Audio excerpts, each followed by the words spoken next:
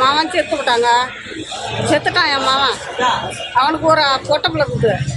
அந்த பொட்டை பிள்ளைய வச்சுக்கிட்டு 2 வயசு, அதுக்கு பிறந்து 2 வயசு.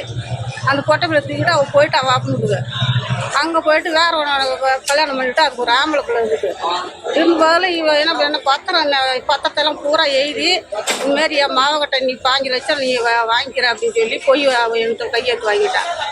எனக்கு படிக்க தெரியாது, ஒன்றும் தெரியாது.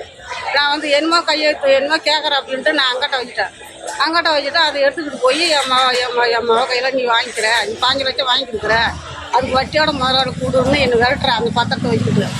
நான் வாங்கவோ இல்லைங்க, சத்தியமாக நான் வாங்கவோ இல்லை. 5 லட்சம் நான் வாங்கவோ இல்லை, என் பேச்சு கையில் நான் வாங்கவோ இல்லை. எனக்கு அது தெரியாது. பத்திரத்தில் என்ன எழுதிக்கிறாங்கன்னு எனக்கு படிச்சும் காட்டல. இவ்வளோ அதை வச்சுக்கிட்டு 5 லட்சம் என் மாவுக்கிட்ட நீ வாங்கியிருக்கிற, அந்த 5 லட்சத்துக்கு வட்டியும் முதல்ல எனக்கு கொடு, இல்லைன்னா நான் பத்திரத்தை கொண்டு நான் அதை பண்ணுவோம் இதை பண்ணுவோன்னா என்னை விரட்டுறா.